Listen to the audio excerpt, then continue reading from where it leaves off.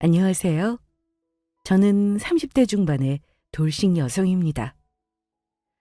20대 초반부터 30 중반까지 제 인생 목표가 내 집 마련하는 거라 연애와 결혼은 뒷전으로 여기고 살다가 30살에 만난 남자에게 홀딱 빠져 잘못된 결혼을 했어요.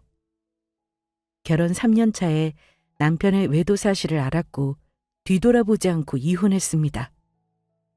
그 과정에서 결혼하기 전부터 저를 그다지 좋아하지 않던 시어머니가 저의 편을 들어주어서 그래도 내 맘을 알아주나 했는데 역시나 가재는 개 편이더군요. 적지 않은 나이에 이혼을 선택하면서 도대체 내가 뭘 그리 잘못했을까 곰곰이 생각을 해봤어요. 오랜 생각 끝에 내린 결론은 나는 잘못이 없다는 겁니다. 그래서 그 인간이 바람 피운 이유를 저에게서 찾지 않기로 했어요. 어쨌든 그 힘든 시간 다 보내는 거 옆에서 보시며 제일 마음 아파한 사람이 바로 친정엄마인데요. 지금도 엄마에게 고마운 건 저에게 한 번도 이혼을 왜 했냐, 참지 그랬냐 하는 말을 한 번도 하신 적이 없다는 점이에요. 오히려 사위를 가만두지 않겠다며 대노하셨고 오빠도 이혼 과정에 도움을 많이 줬어요. 결혼할 때 저의 마음고생을 잘 알던 가족이라 더 마음 아파하셨던 거죠. 썩을 놈의 집구석 같은 이라고. 내가 우리 딸을 그 집안에 시집 보낸 게 엄마 인생 최대 실수다. 결혼할 때 그렇게 잘난 척을 하더니만 하는 짓거리들이 그렇게 상스럽다니? 그놈의 자식 머리털을 다 잡아뜯어야 하는데. 너 기죽고 살 필요 없어. 요즘 세상에 이혼 한 번 한 거 흠도 아니다. 얼굴 못 들고 살 사람은 그 인간들이지. 두고 봐. 절대 굳게 못 살 거야. 세상 이치가 그래. 이제 다 지난 일인데 뭐. 난 괜찮아, 엄마. 이제는 결혼 같은 거 다시는 안 하고 싶다. 평생 그냥 나 혼자 하고 싶은 거 하면서 살래. 그래. 너 마음대로 해. 결혼해서 꼭 남들처럼 산다고 잘 사는 인생 아니다. 엄마가 그건 장담할 수 있어.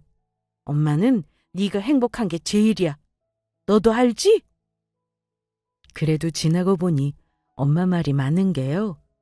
남의 눈에 피눈물 나게 한 사람 치고 잘 사는 사람 없긴 하더군요. 엄마가 속상해하신 건 시댁에서 저 결혼할 때부터 저를 마음에 안 들어하며 저 속상하게 했던 일을 전부 기억하고 있기 때문이었어요. 시어머니에게 저는 그리 달가운 며느리는 아니었습니다. 어머니가 욕심이 많은 분이셨는데 우리 친정이 그리 형편이 넉넉지 않다는 점이 그다지 마음에 들지 않으셨던 것 같아요. 그래서 결혼 준비하면서 마음고생을 좀 한 편입니다. 사실은 제가 살아온 인생이 꽃길이 아니었어요. 어릴 때 아빠가 사업을 하셨는데 아주 대차게 말아먹고 나서 가정 형편이 갑자기 어려워지고 나서 제가 생계를 책임지지는 않았지만 제 앞길은 제가 헤쳐가야 하는 그런 상황에 놓여 살았거든요. 그래도 부모님께 참 감사한 건 두 분이 힘들어도 자식들 불안하지 않게 늘 사이가 좋으셨다는 겁니다. 두 분이 계실 때 자식들 몰래 싸웠을 수도 있겠지만 부모님은 저와 오빠 앞에서는 부부 사이에 불화를 보여주신 적이 없어요. 예전에는 부부 사이에 돈 문제 생기면 이혼하고 가정이 풍비박산 나는 집 많았지만 우리 가족은 가난할지언정 똘똘 뭉쳐 살았던 가족이에요. 한순간에 월세집을 전전하게 되었을 때도 엄마 아빠가 노력해서 꼭 돌려놓겠다고 하시며 평생을 성실하게 사신 분들이세요. 그래서 저나 오빠가 철이 빨리 든 편입니다.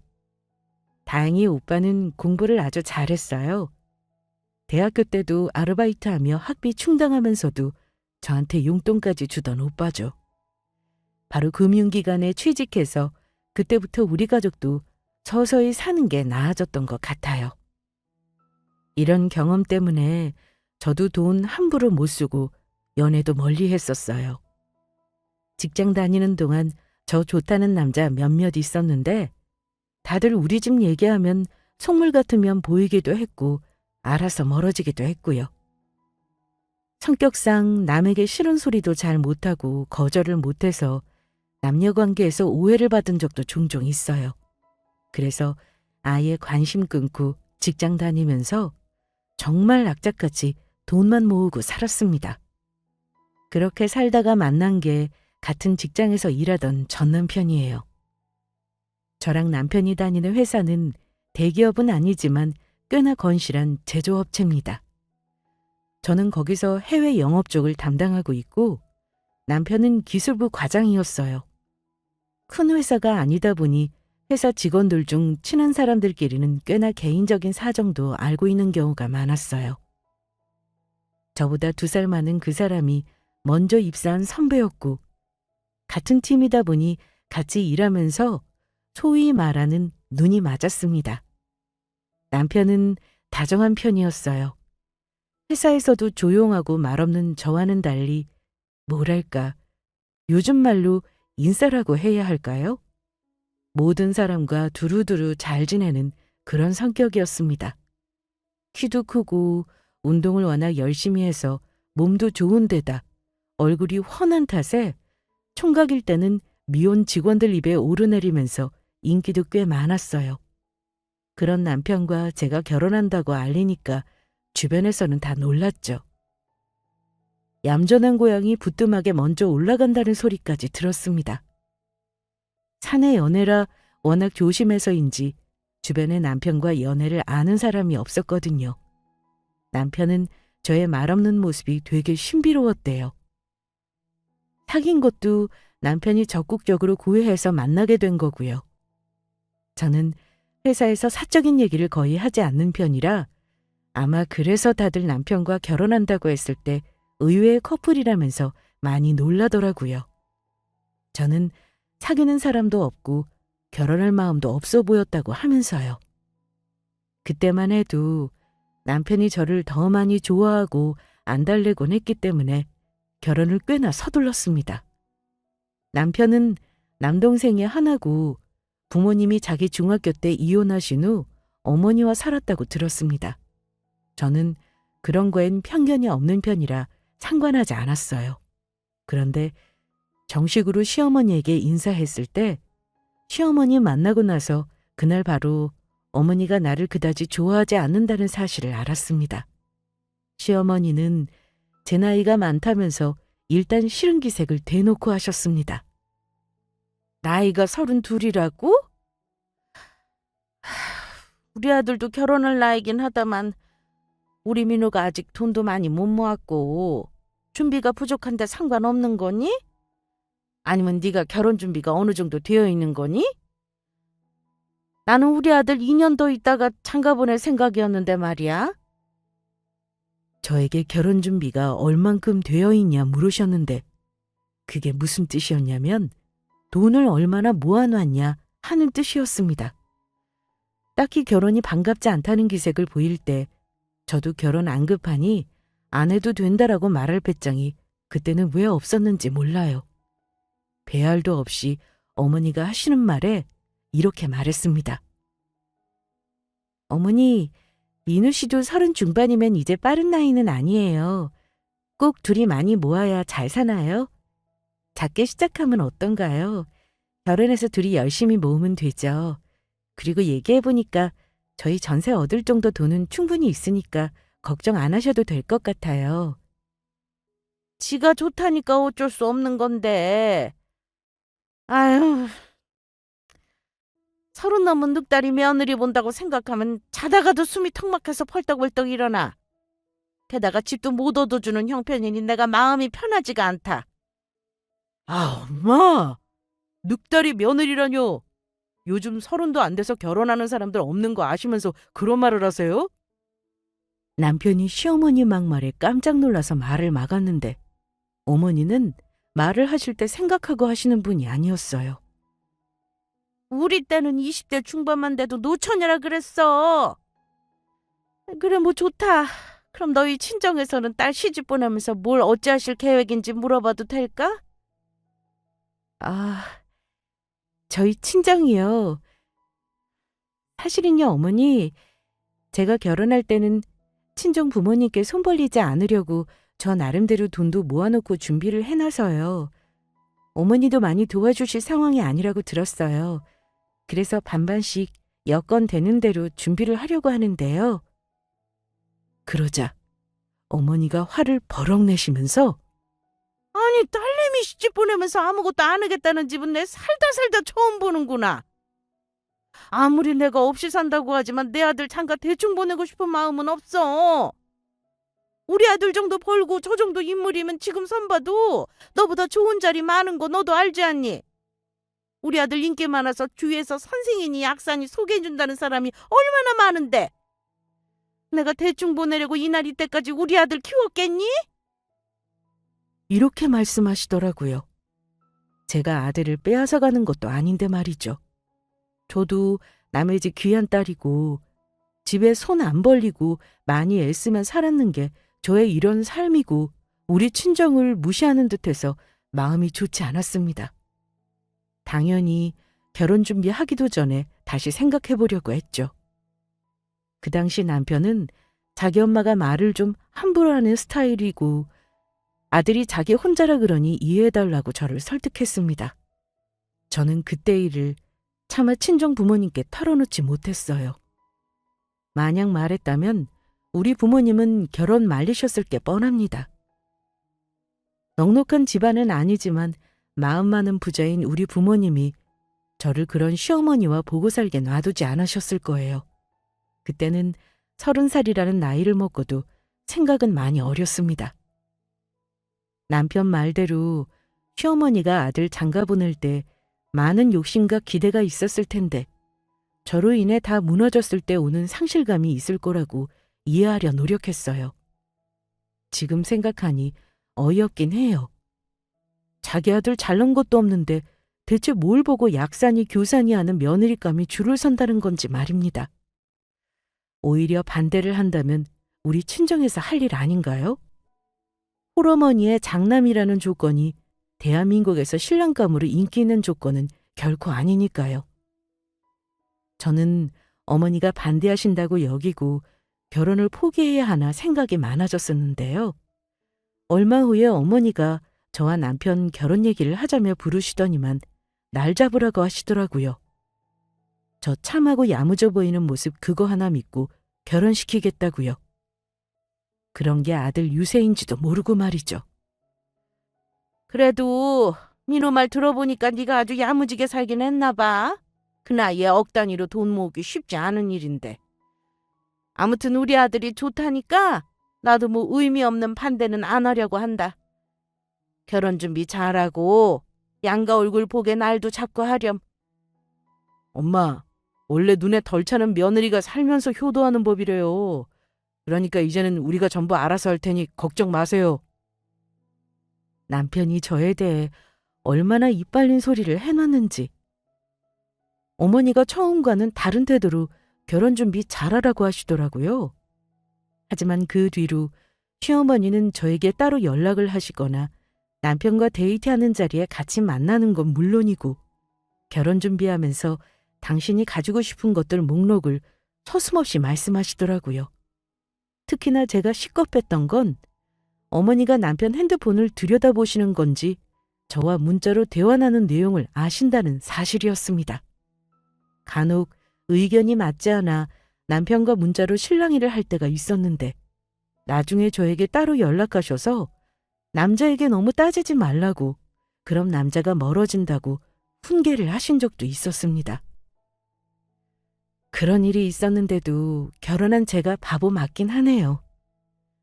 결혼해서도 어머니와 저는 좀처럼 가깝게 지내지는 못했어요. 우리 어머니가 저에게 대놓고 함부로 한 건 아니에요. 그런데 은근히 저를 하대하는 걸 자주 느꼈습니다. 가령 밥 가지고 차별을 한다거나 뭐 유치한 일이긴 해요. 시동생이 저 결혼하고 얼마 후 결혼할 예비동서를 데려온 적이 있었는데 저에게는 간장종지만한 그릇에 찬밥을 퍼준다거나 국에 고기는 하나도 없다거나 하는 일이요. 하지만 제가 제일 기분 나빴던 건 꼭 다른 집 잘난 며느리와 저를 비교하시는 어머니의 말 때문이었습니다.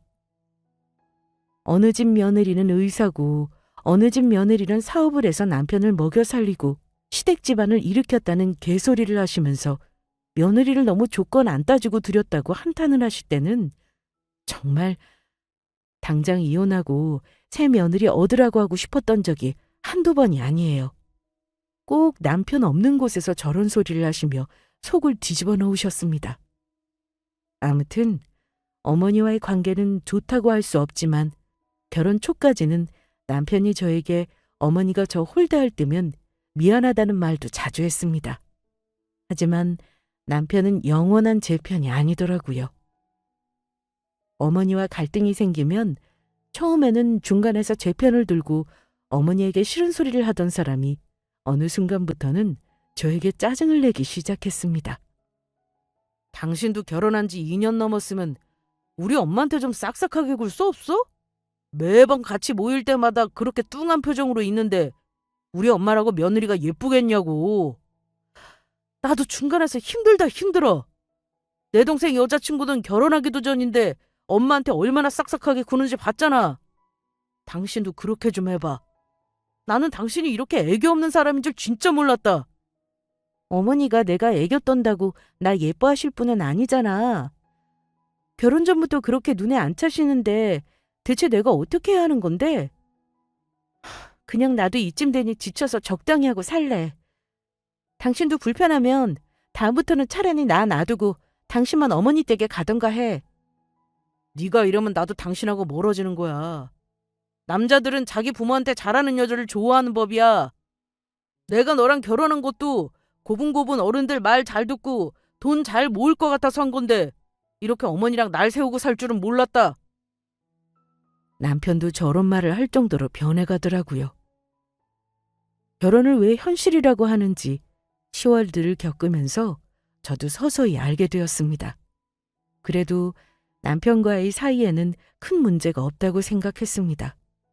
우리 부부는 돈 관리를 남편이 했었는데 늘 저에게 통장 잔고를 보여주면서 곧 내 집 마련의 꿈을 이룰 수 있다고 했고 저도 결혼하기 전처럼 저에게 쓰는 돈 아껴가며 열심히 살았어요.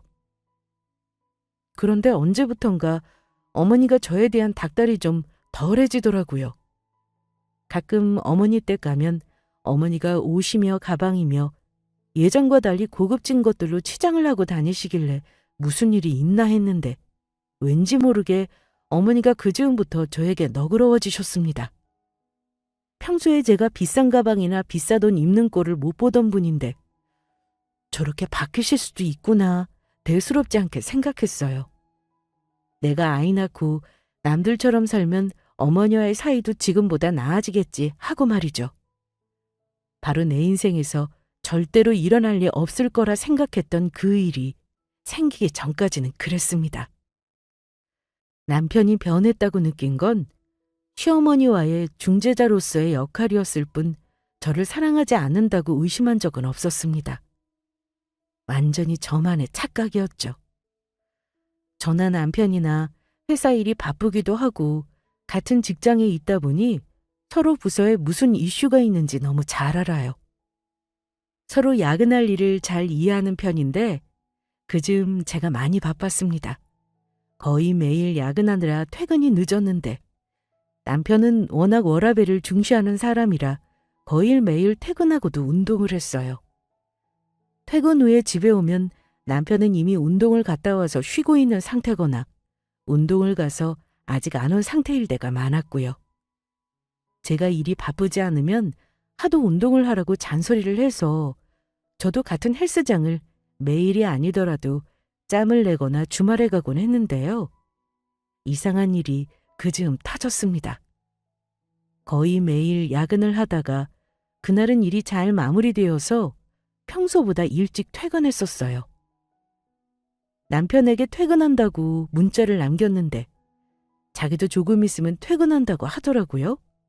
그래서 오래간만에 남편 저녁 좀 차려볼까 해서 장봐와서 이것저것 좀 해놨습니다. 남편 퇴근 뒤 같이 저녁 먹고 저도 오랜만에 같이 운동 좀 가볼까 해서 같이 가자고 했는데요. 갑자기 남편이 당황하면서 신발을 벗더니 운동을 다음에 가자고 하는 거예요. 당신 언제는 나더러 운동하라고 난리더니 운동하러 가자니까 왜 이리 질색 그래? 나 오래간만에 일찍 퇴근한 거야. 같이 운동하자. 당신이 나 좀 가르쳐주면 되잖아. 아이, 근데 내가 요즘 매일 운동을 했더니만 어휴, 몸이 좀 무겁네. 오늘은 좀 쉬고 싶다. 그냥 집에서 영화 보면서 맥주나 마시자. 어? 좀 이상했지만 그냥 넘어갔습니다. 그런데 다음 날도 그 다음 날도 제가 운동만 같이 가려고 하면 신랑이 그냥 가지 말자고 그러면서 안 가더라고요. 이 인간이 나한테 운동 가르쳐주는 게 귀찮은가 보다 했죠. 그런데 회사에서 남편 부서에 야근하는 사람이 없는데 일이 있다며 늦게 귀가하기도 하고 출장을 간다고 해서 우연히 만난 그 부서 사람들에게 물어보니 금시초문이라고 하고 이상한 일들이 자꾸 쌓여가더라고요. 그러다가 결정적으로 회사에서 정말 이상한 소문이 제 귀에 들어왔습니다. 누가 직접 저에게 얘기한 건 아니고요. 회사 화장실에서 제가 있는 줄 모른 다른 직원들 수다를 듣고 나서야 알게 된 엄청난 사실이 있었습니다. 혹시 그 소문 들었어? 해외 영업팀 김대리님 남편 말이야. 지금 소문이 아주 파다하더라. 무슨 소문? 난 금시초문인데? 왜 길 건너 포장재 회사 알지? 거기 회사 사장 딸이 김대리님 남편이랑 그렇고 그런 사이래. 그 딸도 자기 아빠 회사에서 한 자리 차지하고 일을 한다나 봐. 근데 글쎄 박 과장이 같은 팀 직원이랑 일 때문에 만나면서 눈이 맞았는지 아주 스파크가 장난이 아니었다는데? 대놓고 같이 만나서 직원만 들여보내고 둘이 데이트한다던데? 어휴, 이런 소문 난 줄도 모르고 맨날 야근하는 우리 김대리님만 불쌍하다. 이걸 얘기해줘야 하는 거야, 말아야 하는 거야? 어머머, 그럼 김대리는 자기 남편 이런 소문 난 줄도 모르고 있는 거야? 나 같은 저런 말 절대 못해. 절대 말하지 마. 남의 가정사다. 이런 걸 두고 등잔 밑이 어둡다고 하는 건가? 아무튼 당사자들만 모르고 주변에서 수군거리고 아주 난리다. 같은 여자로서 안 됐지만 그래도 우리는 입조심하자. 처음에는 저와 남편 얘기인 줄도 몰랐습니다. 하지만 화장실 안에서 가만히 듣다 보니 우리 부부 얘기더군요.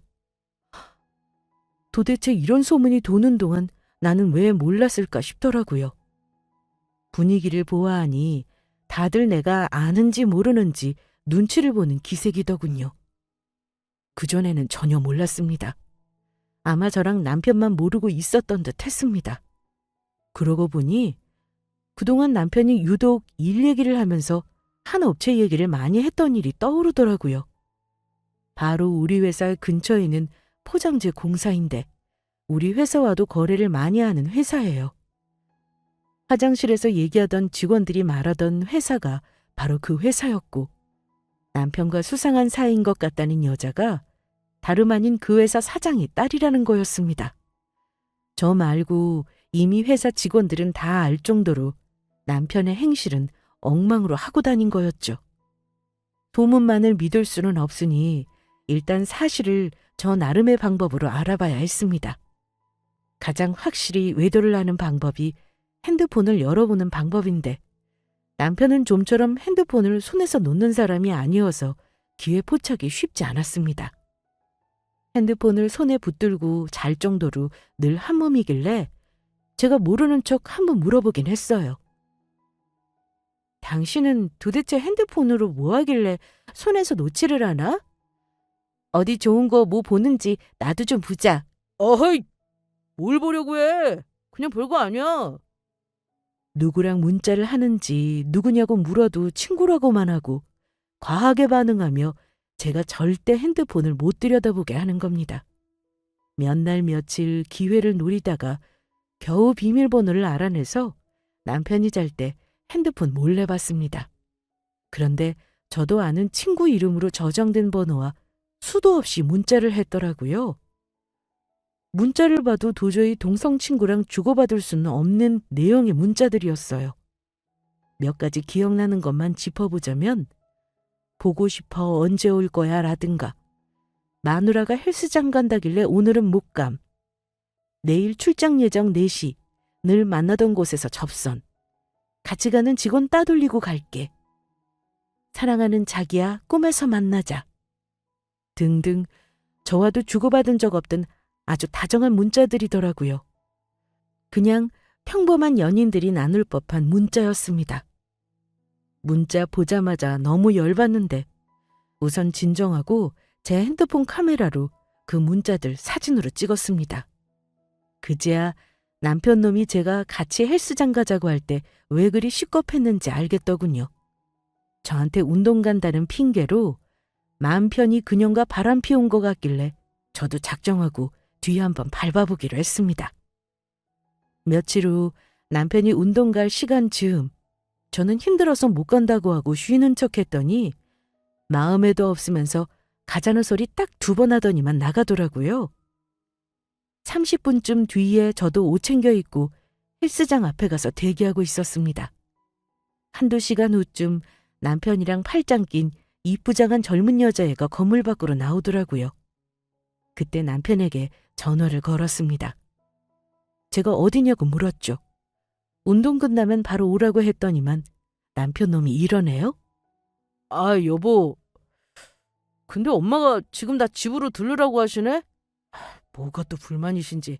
당신한테 화풀이 하시기 전에 내가 얼른 다녀올게. 요즘 우리 엄마가 당신 스트레스 별로 안 주시잖아. 그게 다 내가 중간에서 잘하는 줄이나 알아. 나 한 2~3시간 어머니 댁에 있다가 갈 테니까 나 기다리지 말고 자. 나 참 정말 어이가 없더라고요. 내가 지금 내 눈으로 보고 있는데 새빨갛게 입에 침도 안 바르고 거짓말을 하길래 저걸 가족이라고 믿고 참으면서 살았구나. 너무 허탈했습니다. 남편이 그 상간녀와 손잡고 가는 모습을 전부 동영상으로 찍어놓는 저는 더 이상 뒤를 쫓지 않았습니다. 더한 걸 보게 되면 당장이라도 저 인간을 찢어 죽이고 싶을 것 같아서 그대로 집으로 발걸음을 옮겼어요. 이혼이라는 단어만 머릿속에 계속 맴돌더라고요. 자기 어머니까지 팔아먹어가면서 저렇게 대놓고 바람을 피우니 회사 사람들까지 다 안 거구나. 나만 남편 바람 피우는 줄도 모르고 회사 열심히 다니는 등신 머저리였구나 싶어 얼마나 나 자신이 비참했는지 몰라요. 내가 왜 의심조차 못했을까? 내가 둔탱이구나. 남편을 너무 믿어서 내가 너무 바보 같았구나 싶더라고요. 그러고 앉아서 생각하는데 저도 모르게 눈물이 나는 거예요. 세상에 믿을 건 아무도 없구나 싶어서 혼자 펑펑 우는데 마침 남편이 들어오더라고요. 그때 저 우는 모습 보고 놀라서 왜 그러냐고 무슨 일 있냐고 생쇼를 하는데 저 그냥 영화 봐서 울었다고 하고 방으로 들어와서 잤습니다. 다음 날 아침에 일어나서 저는 남편이 출근할 때 몸이 안 좋아 연차를 내겠다고 하고 시댁으로 향했습니다. 밤새 생각하며 이혼을 결심했고 남편이 유책 배우자이니 이 사실을 시어머니에게 알리고 당신 아들이 어떤 인간인지 알게 하고 싶었습니다. 연락도 없이 제가 퉁퉁 부은 얼굴로 찾아온 거 보시더니 어머니도 처음에 놀라시더라고요. 제가 할 말이 있다고 하자 뭔가 초조해 보이셨는데 뭔가 분위기가 심상치 않다는 걸 어머니도 느끼셨던 것 같습니다. 무슨 일이길래 아침부터 눈물바람인 거니? 혹시 우리 민우랑 싸운 거야? 너 부부 사이 싸운 일을 부모한테 일러 바치는 거 아니다? 아니요, 어머니. 제가 어디 사소한 싸움 일러 바치는 거 보셨어요? 사소한 일이 아니니까 이렇게 왔죠. 그래, 무슨 일이니? 일단 드러나 보자. 어머니, 저 그이랑 이혼해야 할 것 같아요. 어제 그이 여기 안 왔죠? 저한테는 어머니 집 간다고 거짓말하던데. 어머니 아들이 글쎄 만나는 여자가 있더라고요. 그 인간 저 몰래 언제부터 만났는지는 몰라도 우리 회사에도 소문이 파다해요. 저만 몰랐더라고요. 어머니는 알고 계셔야죠. 어머니 아들이 잘못해서 헤어지는 건데요. 저 조용히 도장 찍고 못 헤어지고요. 위자료 다 청구하고 회사에서도 얼굴 못 들고 다니게 만들 거예요. 고작 다른 여자랑 바람이나 피우는 사람이 어머니 아들이라고요. 그러자 어머니는 당황하는 기색이셨습니다. 그동안 저를 미워하던 분이었으니 절대 내 편 들어달라고 말한 건 아니에요. 다만 우리가 이혼하는 건 당신 아들 허물이란 걸 확실히 해두고자 함이었습니다. 아들 편 들어도 저는 상관없다고 마음먹고 어머니 찾아가서 남편 바람 폭로한 거였어요. 그런데 어머니가 예상하지 못했던 반응을 보이시더라고요. 뭐? 그게 정말이야? 이놈의 자식이 뭐? 바람? 여자를 만났다 이거니? 너 그거 확실해? 증거도 있니? 네. 제가 증거도 없이 이런 말 하겠어요? 사진도 있고 둘이 문자 주고받은 내역도 있어요. 그거면 소송해도 게임 끝이죠. 저 남편 개털 만들어서 쫓아낼 겁니다. 어머니도 그런 줄 아세요. 아이고 얘 어쩜 좋으니. 그 철없는 자식이 키우고 사고를 쳤구만. 얘 일단 네 마음은 충분히 내가 알겠다. 남편이 다른 여자랑 놀아놨는데 제정신인 여자 없지. 내가 잘 알아. 너 들었는지 모르겠지만 나도 이혼한 이유가 민우 아빠가 바람나서 속 썩어 이혼한 거야. 겪어본 내가 너 마음 잘 안다. 근데 말이다. 이혼도 좋다만 너 그 정도 가지고는 확실한 증거 못 돼. 증거 불충분으로 상간녀 소송 해봤자 위자료도 못 받는다. 너 이혼하는 건 안 말려.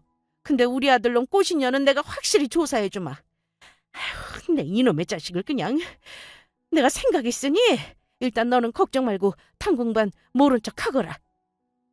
어머니는 그때만은 제 마음을 이해한다며 며느리 편을 들어주시더라고요. 당신도 당해봐서 제 심정이 어떤 줄 안다면서요. 하지만 어설프게 대응하면 오히려 아들이랑 상간녀랑 더 붙어먹는다나요? 확실하게 뒷조사를 해주겠다는 말에 저는 어머니 말을 믿기로 했습니다. 어머니 앞에서 얼마나 펑펑 울었는지 몰라요. 지금 얘기하면서도 눈물이 나는 게요. 그날 남편의 바람을 어머니에게 폭로한 지 얼마 후에 저를 기만한 사람이 남편만이 아니었다는 사실을 알게 되었습니다. 저는 어머니 말대로 혼신을 다해 남편 앞에서 제가 모든 진실을 안다는 티를 내지 않았습니다. 이상하게도 남편 놈은 그날부터 일이 바쁘다고 회사에서 매일 야근하더라고요. 저는 어머니가 뒷조사를 하신다길래 딱 한 달만 참고 이혼을 터뜨릴 작정이었습니다. 그동안 저도 가만히 있지는 않았어요. 남편 모르게 이혼소송 상담도 받았고 이혼 후 집과 그동안 모은 돈 분배를 어찌할지도 상담받았습니다. 그런데 불과 일주일 후 저는 기가 막힌 장면을 보고야 말았습니다. 속이 하도 답답해서 점심에 그냥 회사 근처 카페에서 간단히 때울 작정으로 밖으로 나왔는데요. 제가 왜 하필 그날은 자주 가지도 않던 카페로 발걸음이 향했는지 모르겠습니다. 막 가게로 들어가려고 하는데 순간 가게 안에 저를 등지고 있는 낯익은 뒷모습을 보고 멈칫했습니다. 왜냐하면 아무리 뒷모습이지만 그 사람이 우리 시어머니라는 걸 딱 알아볼 수 있었거든요. 더 놀라운 건 마주보고 앉은 여자가 바로 제가 남편 바람 현장을 목격했을 때 사진을 찍어서 수백 번 들여다본 그 얼굴. 바로 남편놈 상간녀였습니다. 순간 들어가야 하나 말아야 하나 고민하다가 조용히 나왔습니다. 그리고 멀리서 잠깐 지켜봤는데 목소리는 들리지 않았지만 놀라운 사실을 알 수 있었어요. 시모와 그 여자가 대화하는 분위기는 절대 어머니가 아들과 바람난 여자를 호통치는 분위기는 아니었다는 걸요. 아들 내연녀와 하하호호 웃으면서 커피를 마실 리는 없잖아요. 순간 뒤통수를 한 대 맞은 것 같은 느낌이었습니다. 그때 알았어요. 어머니는 남편이 저 여자와 정분난 걸 이미 알고 계셨다는 걸요. 늘 제가 가진 것도 없이 시집왔다고 못마땅해 하시던 어머니. 아마 회사 사장 딸이라니 아들이 팔자를 고치고 살 줄 아셨던 걸까요? 저를 버리고 부잣집에 새장가를 보내고 싶었는데 제가 너무 빨리 남편의 바람을 알아서 계획이 뭔가 틀어졌다 싶었던 걸까요? 오만 가지 생각이 머릿속에 떠오르는데 황당하게도 남편 놈이 막 카페로 들어서더군요. 회사 근처에서 참 겁도 없는 인간들이구나 싶어 일단 그 모습을 전부 사진으로 남겨놓았습니다. 셋이 만난 이유가 짐작이 가더라고요. 제가 모든 걸 알았으니 자기들끼리 대책회의를 했던 거겠죠. 저를 쫓아낼 계획이 나름 틀어졌던 겁니다. 저는 그 길로 오빠에게 부탁해 흥신소를 좀 알아봐 달라고 했어요. 제가 지금 이성적인 판단이 안 되는 상황이라 오빠에게 대충 그간 일을 설명하고 남편 놈 뒤 좀 캐달라고 부탁했습니다. 오빠는 그야말로 난리가 났죠. 이 일이 있고 2주 후 저는 흥신소에서 남편 놈의 그간 행적을 받았습니다. 남편은 그 여자와 무려 1년도 더 전부터 내연관계였더라고요. 더 황당한 건요. 그날 제가 셋이 만나는 걸 본 이후로 셋이 한 번 더 만나 저녁 식사도 같이 했더라고요. 나를 얼마나 바보로 봤으면 이렇게 내 뒤에서 그것도 시어머니란 사람까지 합세해서 며느리에게 이럴 수가 있나 싶었습니다. 더 이상 이 집구석에 있기도 싫어서 제 짐 다 챙겨서 제가 본 사진들 탁자 위에 얹어놓고 그 집을 나와버렸습니다. 왜 잘못 없는 제가 집을 나오냐고 하실 수 있어요. 하지만 사실 그 상황에서는 집이고 남편이고 뭐고 당장이 기분이 더럽고 수치스러워서 한순간도 집에 더 머무르고 싶지 않았습니다. 그래서 다른 거 계산하고 따질 이유 없이 그냥 무작정 집을 빠져나왔던 겁니다. 그렇게 집을 나오고 나서 1시간 뒤쯤에 남편에게 연락이 왔어요. 아마 그때 퇴근해서 집에 제가 놓고 온 사진을 본 모양이더라고요. 모든 게 들통났으니 오히려 뻔뻔하게 이혼을 요구할 줄 알았는데요. 황당하게도 저한테 잘못했다고 하대요. 여보, 제발 만나서 이야기하자. 내가 다 설명할게. 당신 도대체 이거 다 언제부터 알고 사진까지 찍은 건데 설마 당신 나한테 사람 붙인 거야? 무슨 설명? 설명할 게 있나? 당신이 바람났으니 잘못은 책임져야지. 당신도 원하는 게 나와의 이혼이잖아. 우리 이혼하자. 하지만 남편 놈은 이혼 못한다면서 만나서 이야기하자고 다 설명하겠다고 연병을 하길래 친정집 앞으로 오라고 했습니다. 제가 그동안 찍어놓았던 문자 사진을 프린트했습니다. 그리고 혹시 몰라 핸드폰 녹음기도 켜놓고 남편을 만났어요. 그런데 황당하게도 자기 엄마를 대동해서 왔더라고요. 만나자마자 면상에 프린트 던져주면서 이혼하자고 했습니다. 그랬더니 갑자기 무릎을 꿇으면서 변명도 핑계도 안 하겠다며 한 번만 용서해달라며 대성통곡을 하더라고요. 악어의 눈물을 뚝뚝 흘리면서요. 아마 이혼을 해도 지금은 때가 아니라고 생각했겠죠.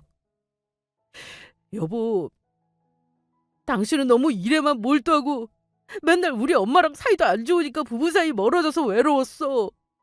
근데 내가 여자한테 왜 눈이 돌아갔는지 모르겠다. 그냥 잠깐 한눈 판 거야. 엄마가 우리 정리하라고 말하려고 다 같이 만난 거니까 오해하지 말아줘. 뭐? 오해? 정리하라고 했다고? 어머니가 말씀해 보시죠. 사진 보셨죠? 하하호호 커피 마시고 저녁 먹는 게 정말 헤어지라고 말하려는 모습 맞아요? 그랬더니 어머니는 꿀먹은 벙어리가 되었는지 말을 못하더군요. 당신이 지금 하는 건 비겁한 변명이야.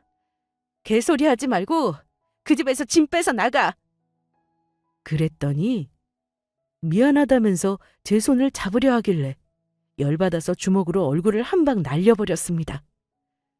남편이 얼굴을 감싸자 아들이 맞는 걸 본 어머니가 놀라면서 무슨 짓이냐고 소리를 지르시길래 어머니에게도 말했어요.